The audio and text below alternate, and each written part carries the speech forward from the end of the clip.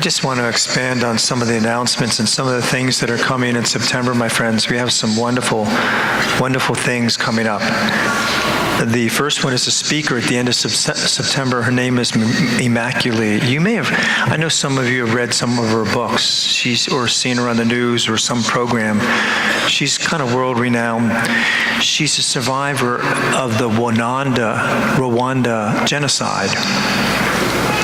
And she and 7 other women were closed in a room for 91 straight days. She was 22 at the time, so there was 6 adults and 2 children in this enclosed room. It was a bathroom that was hidden, so they wouldn't be able to get to her and her 7 other people there. But the room was 3 by 4, 3 feet by 4 feet. 8 people in that room for 91 straight days.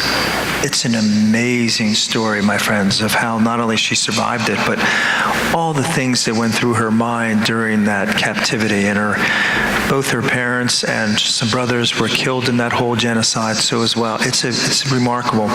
That's September 27th and 28th, and we'll be talking more about that again. This past Wednesday, I signed a contract that we'll be having 2 nuns back at our school, which is great news. We've been trying for quite some time, and they're sister servants of the Most Sacred Heart of Jesus. They're excited about it. I'm excited. So there'll be 2, possibly 3 sisters over for school teaching religion this year.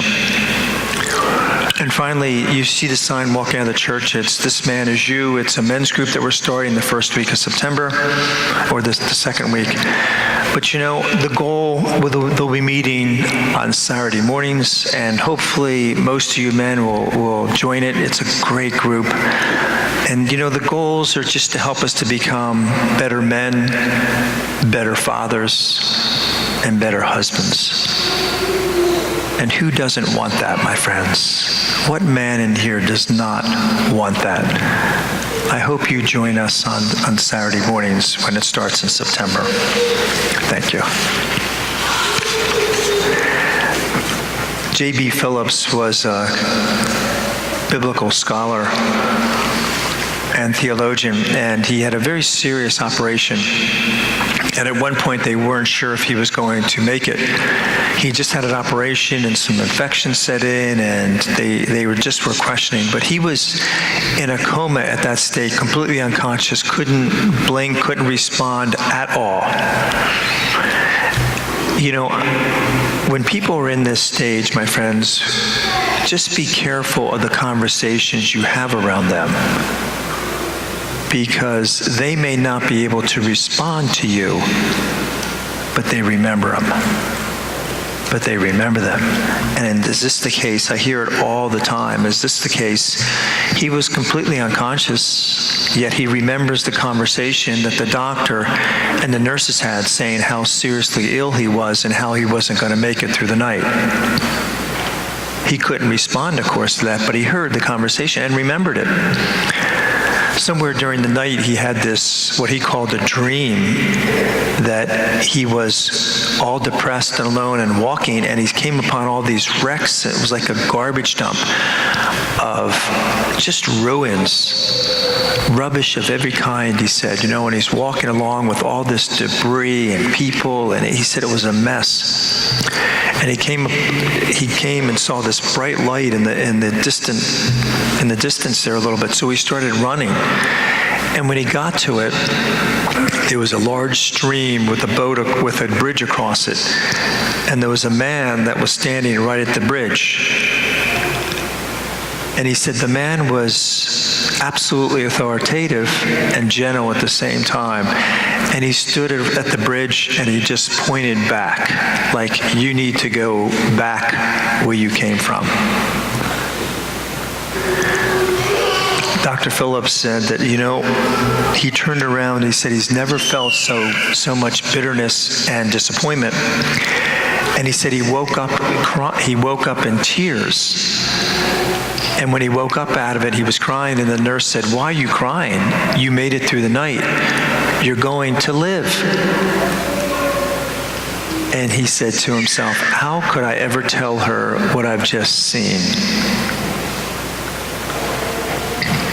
That vision has never faded from him, and this article is written 10 years later. Was it simply just a dream?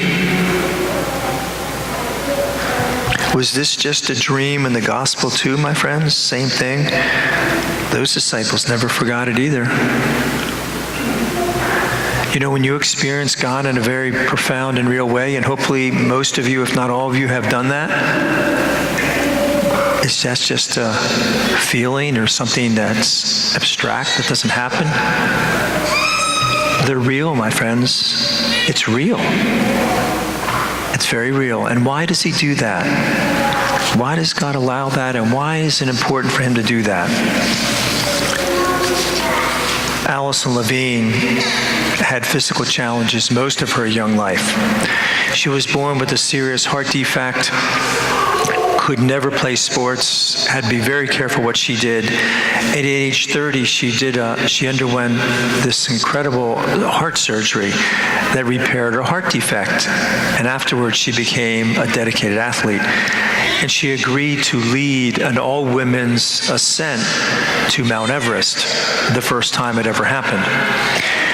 And in her fundraising efforts, she wanted to make sure that all the money that was raised would be donated to a cancer research and this building girls' school in Nepal. And they asked her, they said, you know, why, Allison, do you want all this money to go back? And he said, what's the point of climbing mountains if nothing changes on the earth below? Why does God allow it, my friends? Because he wants us to experience and think of the mountain when? Like when the disciples were witnessing that. When they saw that, he wanted them to remember the mountain. When we have problems, my friends, adversities, situations that all of us face, doubts, fears, our minds crumble, and he wants us to remember the time when we experienced him. He wants us to remember the mountain. It's a very important feast day for all of us, my friends, because we so often get so caught up in our worlds and our problems. He wants us to remember the mountain. God bless you.